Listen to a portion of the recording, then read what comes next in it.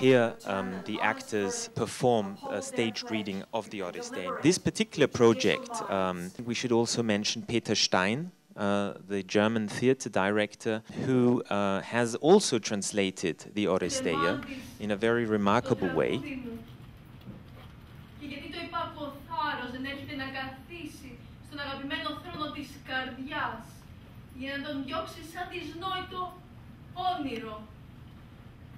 Πέρασε καιρός από τότε που τίναξαν τα καραβόσκηνα την άμμο, όταν κατά της Τρίας όρμησε η στρατιά των πλοίων. Γνωρίζω με τα μάτια την επιστροφή με αυτόπτης Μάρτης. Η ψυχή όμως στα βάθη θρηνεί. And these young actors that you've been seeing, they have studied at Peter Stein's house in Italy over the past weeks, the Oresteia, and so in a sense there is Peter Stein as well present in some ways in this project. They have lost all honors. They accept finally to inhabit the city and bless Athens as good spirits. Denn wir sind die ewigen Kinder der Nacht. Fluchgöttinnen heißen wir. Dort, wo wir wohnen, dort unter der Erde. Jetzt weiß ich, wer ihr seid und wie ihr heißt. Wie kann das ein Grund sein, seine Mutter zu töten? Dazu werden wir auch die andere Seite hören. Nein, nein, nein, nein, nein! Lass ihn schwören, dass er unschuldig ist. Er wird es nicht wagen. Und die Sache ist entschieden. Denn wir fürchten uns nicht, das Gegenteil zu beschwören. Sucht ihr Gerechtigkeit oder Rache zu entscheiden? Wieso nicht? Da du uns ehrst, ehren wir dich auch. So ehren wir würdig eine Würdige. Unschön ist er umgekommen bei der Rückkehr in sein Haus. Denn ihn erschlug meine finsteres planende Mutter, indem sie ihn in ein Netz aus Prachtgewändern verstrickte, das den Mord im Bad jederzeit bezeugen kann. Katastrophe, Katastrophe, Katastrophe, Katastrophe, Katastrophe! Nicht! Neue Gesetze bringt der heutige Tag, wenn das schändliche Recht dieses Muttermörders siegt. Bald schon wird dieses Beispiel Schule machen und alle Menschen in Leichtsinn und Bedenkenlosigkeit vereinen. Locker wird die Hand jetzt sitzen. Locker wird die Hand jetzt sitzen. Locker wird die Hand jetzt Leid sitzen. von Wunden dienen, jawohl, die eigenen Kinder schlagen, erwartet die Eltern, fortan und für alle Zeit.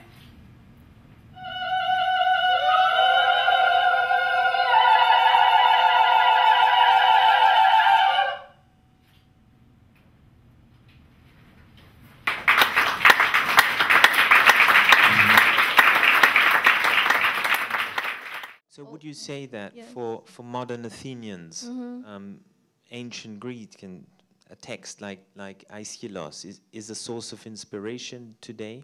I would like it to be.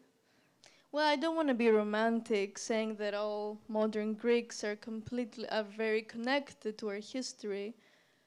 Many of them are, and I think that's a project for us. For us, I think, to embrace it and use it, because there is a special bond between the present and the modern Greece and the ancient Greece. We are not ancient Greece. We're another country that's been many years since then, but it's this connection that's very interesting, and I have many questions about this bond, but it is there, and I think Greek people should embrace that even more. And by going to these places, by working on this, and also working with people outside Greece, like we just did, it helps, yes, this international serenity. Now, you said you didn't want to be romantic, but I think when Germans think and talk about Greece, at least until lately, they immediately felt romanticism coming up. I mean, it's not just this fascination with the Oresteia, it's Greece has been in the German minds since centuries. And you're right. I mean, in German literature, not only in political philosophy, but for German writers, Goethe and Schiller, going back to the classics, going back to, the ancient Greek myths was very, very important. It was part of the way we grew up learning what the humanities were, what human civilization was all about. There's the concept, there's Greece, ancient Greece, Greece now, and then there's a concept of Hellenism. And I think the concept of Hellenism actually underpins the whole idea of Europe. I mean, Europe is a Greek word. What we do in the classics now is we've spent the last 50 years trying to stand away from Hellenism and realize that we were looking at a rose-colored view of ancient Greece, which was a real place that had real wars and real slavery and real issues, and try and think about this society more as a real culture. Now, that doesn't negate what it's bequeathed us. It's bequeathed us an enormous amount.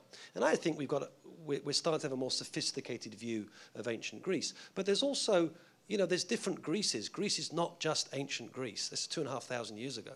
There's Byzantine Greece, there's modern Greece, there's lots of different Greeces, and I think that's important. But the one connection that you mentioned with the Areopagus, as I call it, is the landscape's not changed. The landscape is the same.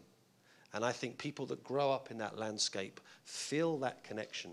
You came up with this project of studying the Oresteia with young actors at Peter Stein's estate. And he said, and we quoted this, that it was for him the fundamental piece of drama, the foundational drama of European theatre. What was the work like? We were able to go to Peter Stein's estate in Italy, in Umbria, and we were visiting him with a group of young German actors. I'm really proud to be so privileged to look for young actors to give a scholarship, give them the opportunity for 10 days to really get in one of the classical plays. And last year we were so happy to do this in New York City, or close to New York City, at Bailey Farms. And this year we were so fortunate to go to San Pancrazio, to Peter Stein's estate. And what we did was we invited theater enthusiasts to come with us. In the morning hours, Peter Stein was holding lectures of 2 or 3 or even 4 hours about the Oresteia. The title of our conversation, we talked about the taming of the Furies in today's Europe. So suppose there are Furies. Maybe they're people, maybe they're forces in Europe. And I mean, the trick of Aeschylus is to turn these Furies into well-meaning forces, into good forces. And today's Nobel Prize for the European, in a sense, suggests that this is what happened after the Second World War, that these Furies of centuries of strife and war and bloodshed in Europe were turned into a project of peace after the war. But now, as of late, things seem to be problematic again, and tensions have arisen.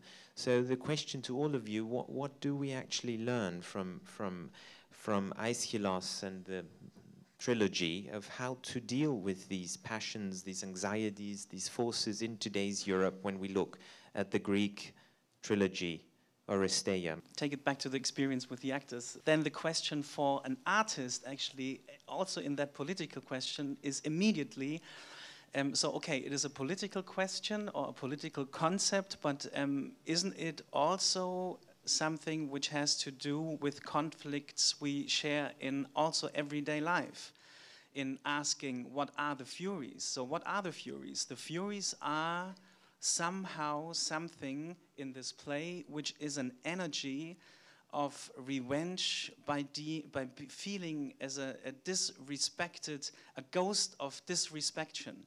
Isn't it amazing that a play which is about 2,500 years ago teaches us that when we have fights and conflicts, should try to think of how could we treat our personal Furies in a way that they are respected, but they're not damaging or killing us, which was really important for us in our discussions. In a society, in a democracy, also in Europe, we all should have all hundreds and millions of opinions, and they should have an antagonism, yeah, and we should learn from each other having that antagonism and fights about stuff, and that's wonderful about a democracy. But to learn from this play is, let us be respectful, having those antagonists discussions. Also, by learning as being an actor in this project, you have, well, it's about bravery and courage, and the Furies are really, really ugly as Pythias sees them, but you have to look at them. You have to look at them straight in the eye, otherwise you'll just put them in the corner and they will just grow and grow even bigger. You have to be brave and identify them and look at them for what they are, and then then you can change it. Just bravery and honesty and truth. You know, the Oresteia is a remarkable play because it has to understand that this play is the first example of that. It's the foundation of a court. And what's brilliant about it is in a revenge system, when somebody from your family comes after you from another family, then anger is created and revenge is created, and this is the basis for much terrorism and much human anger. Well, what this system advocates is, well, we're going to share responsibility. So we're going to have a system where there's someone's got to be found guilty, but the people who are going to find you guilty are going to be your peers, 12 people who are just like you. And you know what's remarkable in the Oresteia? For all the disgustingness and repugnance that Aeschylus describes the Furies, 6 Athenian men fined for the Furies. The decision is split. Athena casts the vote, right? And then what she does is she offers something to Orestes. He has to form an alliance. Athens gets something. The Furies are furious. That's what the Furies do. They're furious. And basically, she assuages them, and she offers them, she literally incorporates them.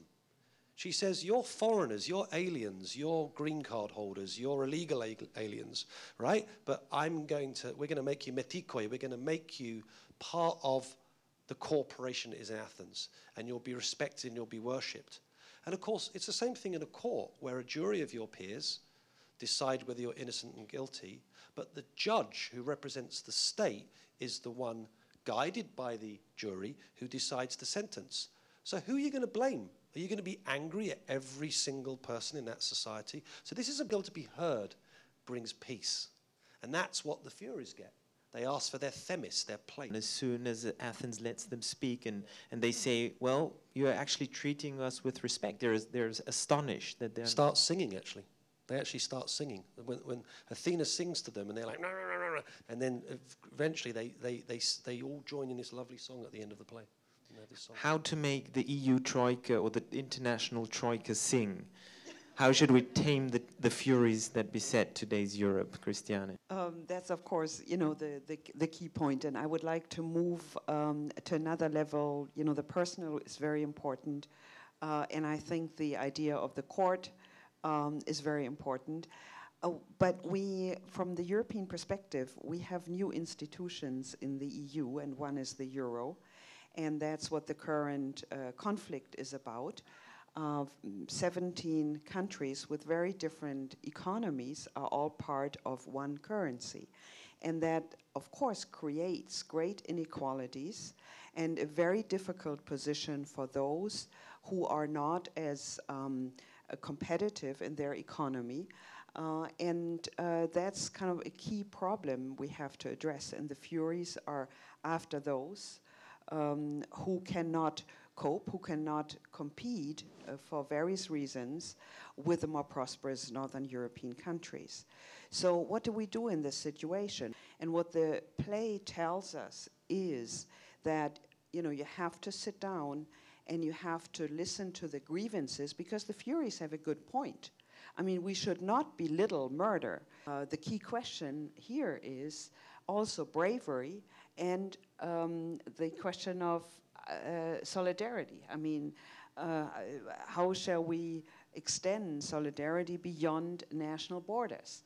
Meaning, we are not only staying among the Furies or the citizens of Athens, but we're moving on together, and that means also sacrifice on the side of those who have more means, more rights in the case of the Athens citizens. And to incorporate the Furies, I think, means that we take seriously that this is one Europe after all. Life is dialectic. We know that. Oresteia tells us that. There is conflict, there is antithesis, but there is always synthesis.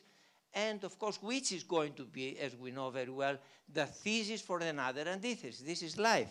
And what we can be taught by Oresteia, by Europe today, is that life goes on with conflict, but life and wisdom, if we can exert it, can lead us to solution, as the solution given by the goddess of wisdom, Athena.